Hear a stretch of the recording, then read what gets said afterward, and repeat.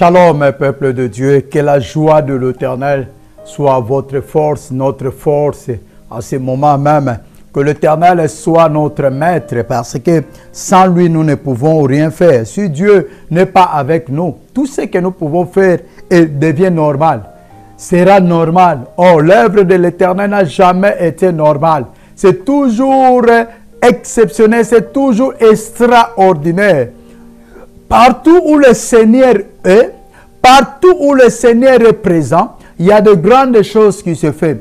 Les grandes choses, ce n'est pas juste que voir le mort ressuscité, mais il y a aussi des conversions. C'est vraiment une grande chose. Quand quelqu'un s'est converti en écoutant la parole de Dieu, quand quelqu'un est touché en écoutant la parole de Dieu, quand quelqu'un renonce au péché en écoutant la parole de Dieu, ça c'est vraiment un grand miracle. Quand quelqu'un qui était ignorant comprend quelque chose, c'est vraiment ça la puissance de Dieu.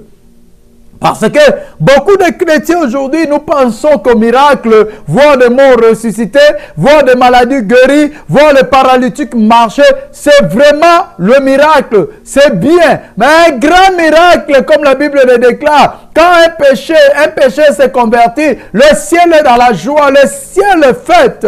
Quand quelqu'un qui était dans l'ignorance comprend la parole, change. Le ciel est dans la joie. Quand quelqu'un renonce au péché, le ciel est dans la joie. Quand quelqu'un renonce au péché. Parce que beaucoup de chrétiens aujourd'hui, nous marchons dans la vie chrétienne. Nous appelons une vie chrétienne sans pourtant comprendre, connaître. C'est quoi cette vie chrétienne? C'est quoi? On parle de vie, une vie. On ne parle pas de la mort, une mort chrétienne, non. On parle d'une vie chrétienne. Oh, la vie a des normes, la vie a des principes, la vie a des façons qu'il faut suivre. La vie a des objectifs qu'il faut atteindre, chacun selon lui. Mais il y a des principes pour atteindre beaucoup d'objectifs. Beaucoup des objectifs seront atteints que par des principes. Sans suivre les principes, c'est la mort, c'est rien. Et beaucoup de chrétiens aujourd'hui, nous oublions cela. Nous pensons que le fait juste de venir à l'église, le fait de prier, cela suffit pour nous. Non. On ne peut pas négliger les principes de Dieu. On ne peut pas négliger les principes de Dieu pendant qu'on pense ou on cherche que Dieu puisse nous bénir. Il va nous bénir selon le principe qu'il a établi. Ce n'est pas un Dieu de désordre, mais c'est un Dieu d'ordre. Et il a établi tant de choses. Il nous a montré comment marcher, comment suivre cette vie que nous appelons la vie chrétienne. Comment vivre cette vie que nous appelons une vie nouvelle. Comment le vivre? Quoi faire pour le vivre? Je dis toujours, prier n'est pas facile. Il y a des personnes qui s'isolent vraiment. Ils peuvent prendre un mois, une semaine, je ne sais pas, 10 mois, une année. La prière. Ce n'est pas facile. Il y a des personnes qui ne dorment même pas. Toute la nuit, il est dans la prière. Et le matin, il va encore aller travailler.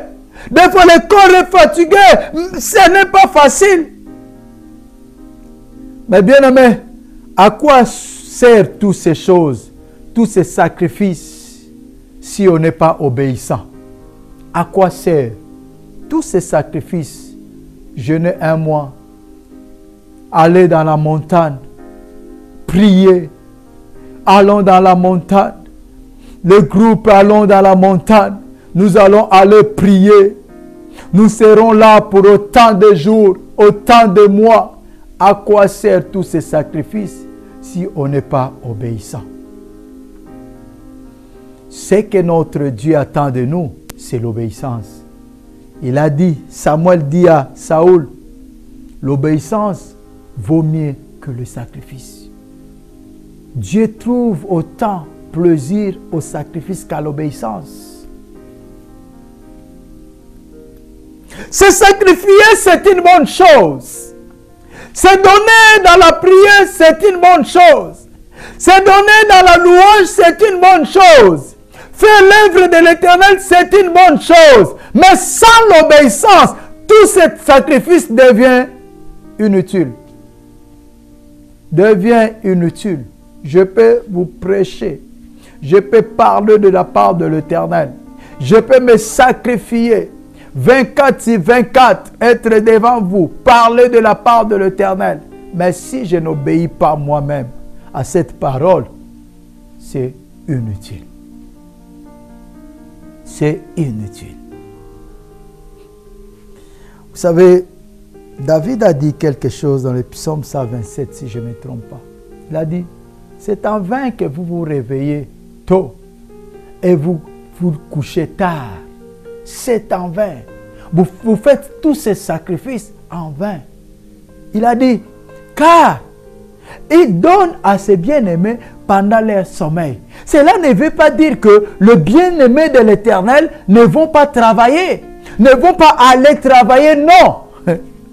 Mais c'est en vain que vous vous réveillez tôt et vous couchez tard. C'est en vain. Pourquoi? Les sacrifices que vous faites manquent l'obéissance. L'obéissance, c'est quoi? C'est obéir à Dieu. Marcher comme Dieu le désire. C'est pour cela que nous voyons, tu te sacrifies, tu travailles. Il y a même ceux qui travaillent jour et nuit. Il y a même des couples qui travaillent. Le mari, la femme, voire même les enfants qui sont grandis, ils travaillent. Ils sont tous dans la même maison. Ils sont tous au même endroit. Mais chose bizarre, ils ont des dettes. Ils sont endettés. Et comment cela est possible? Vous avez 3, 4 salaires à la maison. Mais vous ne vous en sortez pas. Parce que il y a quelque chose qui manque. L'obéissance. Le sacrifice est là. Mais l'obéissance manque. L'obéissance, c'est quoi? Obéir à la parole de Dieu. Marcher selon Dieu, comme Dieu le désire. Et quand l'obéissance manque, le sacrifice devient inutile. Quand l'obéissance manque, le sacrifice devient l'œuvre morte. Quand l'obéissance manque, le sacrifice devient en vain. C'est ça, David a dit, c'est en vain que vous vous réveillez tôt et vous vous couchez tard. L'obéissance, c'est quoi? Obéir à la parole de Dieu. Marcher selon la parole de Dieu. Prier, c'est bien. Jeûner, c'est bien. Aller partout dans le montagne, je ne sais pas où. Se fermer, je ne sais pas comment. C'est bien pour parler avec Dieu. Mais si nous ne connaissons pas certains principes de la prière, certains principes que Dieu a établis, notre temps devient inutile, devient en vain. C'est pour cela que je dis toujours, je le répète toujours, mon pays, la RDC, que Dieu se souvienne de cela. Mais dans mon pays, il y a les gens, il y a des églises partout. Dans chaque avenue, il y a de nombreuses églises. Dans chaque avenue. Les gens commencent même à réclamer, il y a trop de bruit. Je lis dernièrement dans les réseaux sociaux, le gouvernement a commencé même à fermer certaines églises dans certaines communes. Nuisances sonores. Il y a des endroits propieux, des montagnes que les gens vont prier, ils vont jeûner, ils vont... C'est plein et plein. Mais quand je regarde ce qui se passe dans mon pays, je ne sais pas s'il y a un autre pays qui vive la même situation. Les femmes sont violées plus que les animaux. Il y a des morts atroces. On coupe les gens, on décapite les gens. On met des gens en morceaux. Il y a des morts atroces, des crimes, des massacres. Le mal s'empire. Mais au même moment, c'est un pays qui se sacrifie beaucoup. Je dis bien qui se sacrifie beaucoup, mais qui obéit moins. Bien-aimé, on ne se moque pas du Seigneur. Ce que l'homme aura semé, il moissonnera.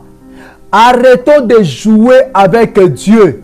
Ça ne suffit pas d'être là à genoux ou debout, prier, crier. Ça ne suffit pas. L'obéissance de la parole vaut mieux que les sacrifices. Si tu comprends comment le principe de Dieu, peut-être beaucoup de prières, tu ne les feras plus. Peut-être beaucoup de heures perdues, soi-disant dans la prière, tu ne les feras plus.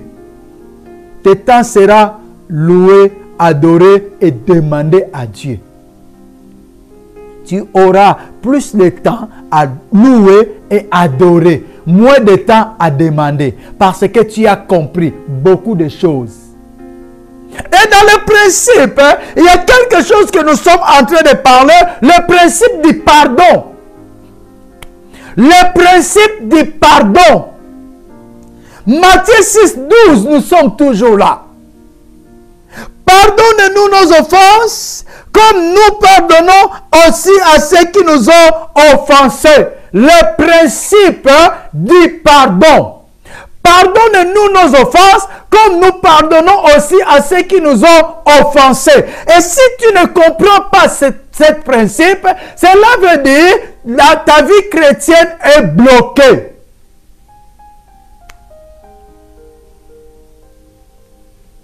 Il y a une personne qui disait, il devait pardonner quelqu'un. Il a dit, ah non, lui non. Le mal qu'il m'a fait, non, non, non. Je préférerais jeûner même 10 jours à sec et non de lui pardonner. Mais si tu jeûnes 10 jours à sec avec un cœur qui manque le pardon, cela veut dire tous ces sacrifices, tous ces 10 jours est en vain, est inutile. C'est ça notre ignorance. Il a répondu, je préfère jeûner 10 jours à sec que de pardonner cette personne.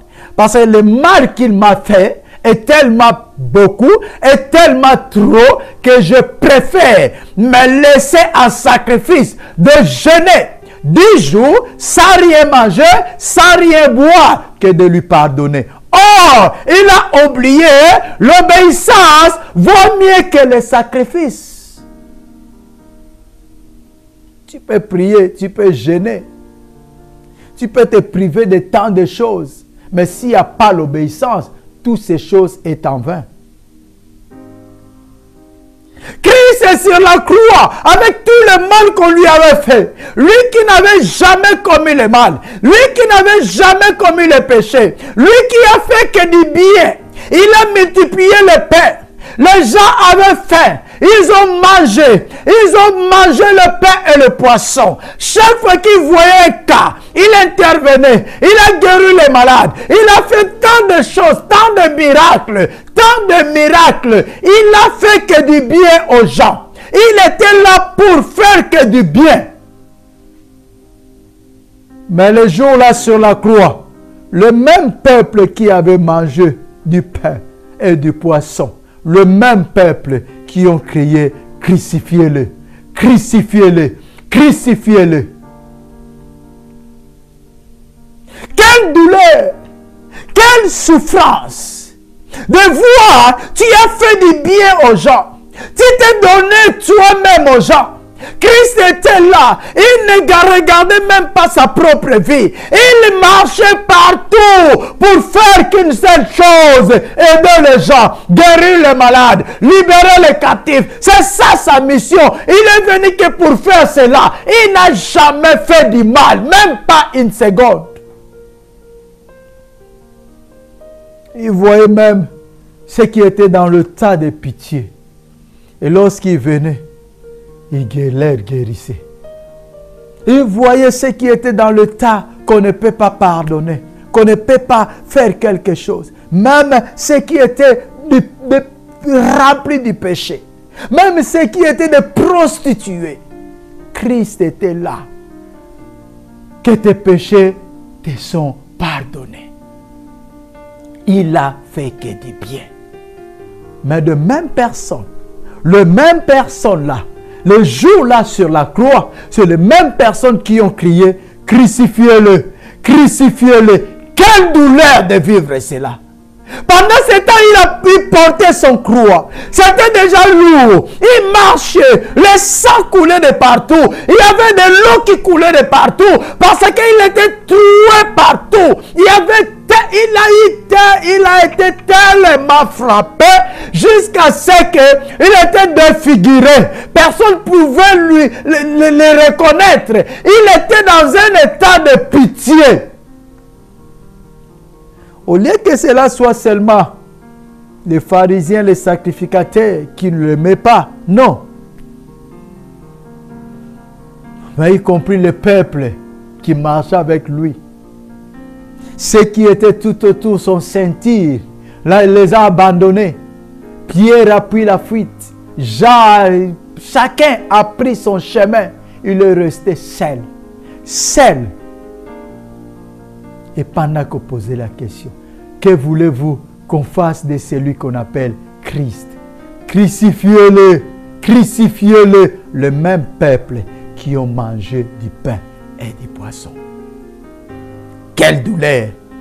Quelle douleur, bien-aimé! Quelle douleur! Il y a des personnes qui ont sacrifié leur vie pour aider les gens. Il y a des personnes qui ont sacrifié leur vie pour soutenir les gens. Mais en revanche, il y a le mal. Les gens le font retourner ce qu'on dit la monnaie du singe. Ils ont fait retourner que le mal. Il y a d'autres cœurs aujourd'hui sont devenus durs, sont devenus endurcis parce qu'ils ont encaissé tellement le mal pendant qu'ils cherchaient à faire du bien, pendant qu'ils faisaient du bien.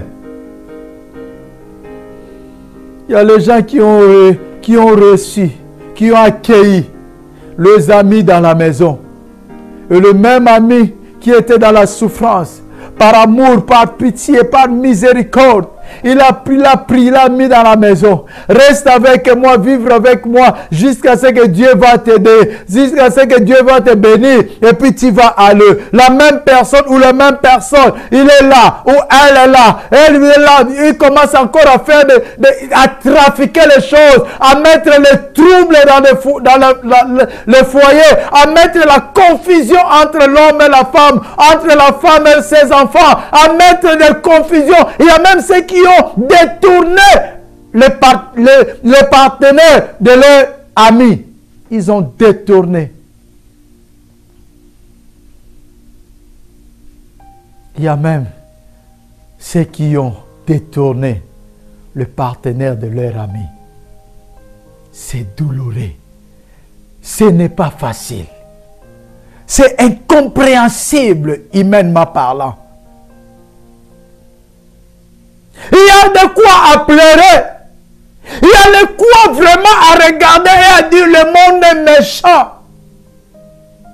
Il y a même ceux qui ont dit le Seigneur m'a abandonné. Bien-aimé, le Seigneur n'abandonne personne.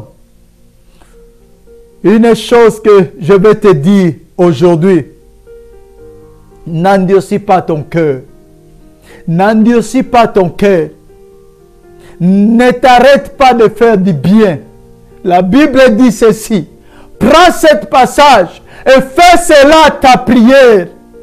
La Bible dit ce que l'homme aura semé, il le moissonnera. Si tu sèmes le bien, sache une chose, tu récolteras du bien, même si tu vois le mal. Mais le bien fait n'a jamais été perdu. Tu vas le récolter. Et toi qui sèmes du mal, repens-toi. Toi qui sèmes la confusion, repens-toi. Sinon, si tu dois récolter la récompense de ce que tu es en train de s'aimer, ça sera dur pour toi. C'est pour cela, moi, beaucoup quand ils m'appellent, pasteur, prie pour moi, ceci, cela, j'aime beaucoup qu'on parle. Il y a certaines choses, ça ne demande même pas de prendre du temps, prier, non. Il y a certaines choses qu'on doit parler. Peut-être il y a quelque chose de manque de pardon. Peut-être il y a quelque chose que tu avais semé, du mal que tu avais semé et tu es en train de récolter. Mais à part là, peut-être on peut comprendre comment résoudre rapidement cette situation. Ne t'arrête pas de faire du bien. continue à faire du bien sans s'arrêter. Et Christ a dit des choses. Quand les gens criaient, crucifiez-le, crucifiez-le, crucifiez-le, on l'a crucifié. Il était là sur la croix, ni bien-aimé. Humilié jusqu'au dernier. Humilié parce que l'humiliation de l'homme, mais c'est lorsque l'homme est exposé nu devant tout le monde. Je crois que personne ne peut accepter ça. Si tu veux voir la force d'un homme, ou si tu veux voir la force d'une femme, cherche à les déshabiller devant les gens. Tu verras, même si la personne n'a pas de force, il fera tout pour ne pas être humilié devant tout le monde. Tu peux offenser quelqu'un devant tout le monde et il ne te répond pas. Tu peux frapper quelqu'un devant tout le monde et il ne réagit pas. Tu peux faire tout devant tout le monde et la personne évite.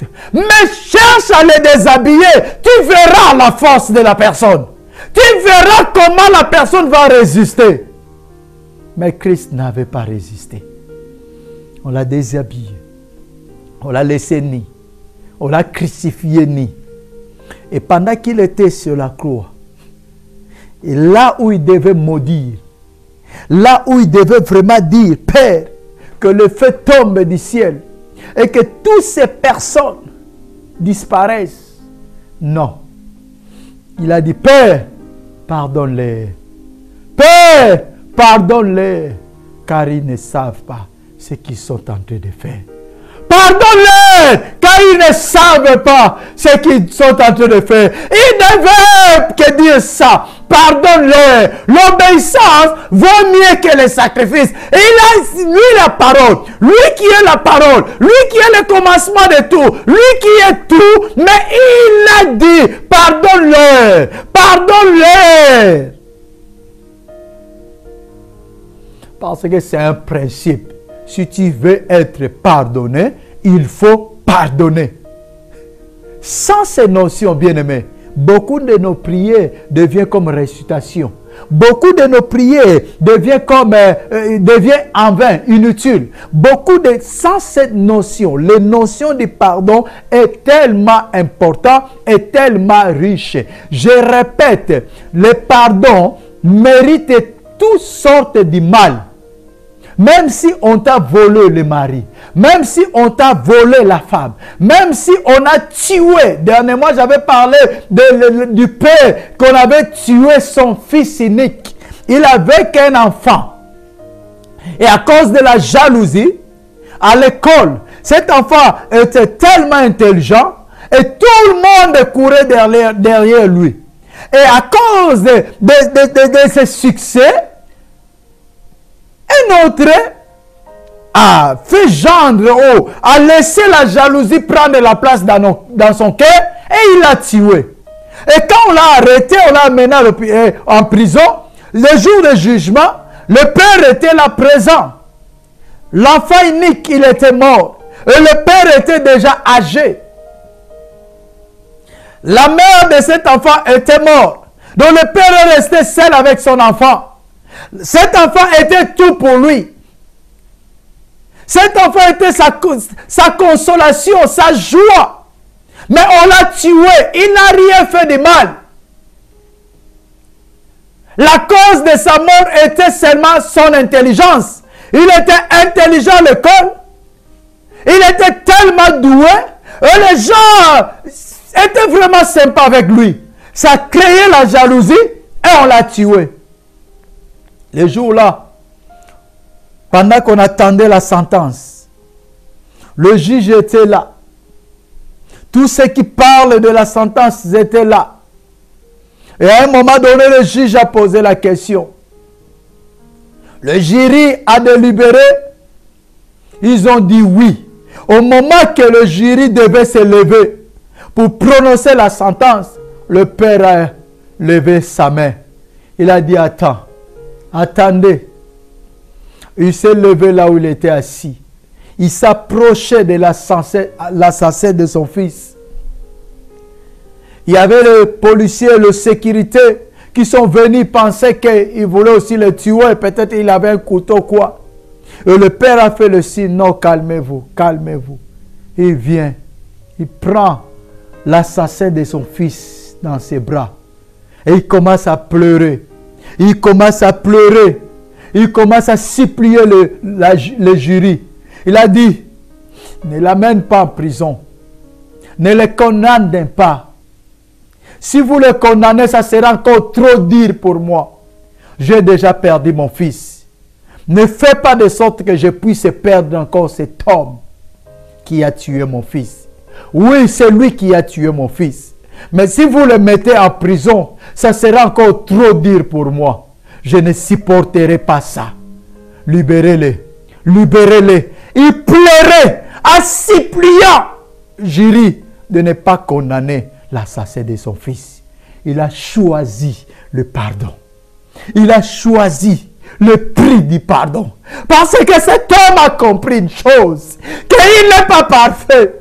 Il n'est pas parfait devant Dieu. S'il ne pardonne pas à cet assassin, lui aussi ne sera pas pardonné. Bien-aimés, choisissez le pardon. Choisissez de pardonner. C'est tellement profond. C'est tellement profond. Et c'est la maturité. Celui qui sait pardonner atteint un niveau de maturité spirituelle. Atteint un niveau que personne peut le déstabiliser. Même le diable n'arrivera plus. Si tu atteins ce niveau de pardonner à n'importe quel prix, cela veut dire tu es arrivé à un niveau que même le diable ne peut plus te déstabiliser. Cela veut dire que tu as compris le principe le plus fondamental de la Bible. Pardonnez aux autres. Que Dieu vous bénisse, bien-aimés. Nous allons continuer à la prochaine occasion que Dieu va nous accorder. Restez dans la paix du Seigneur et que le pardon de Christ soit votre vie.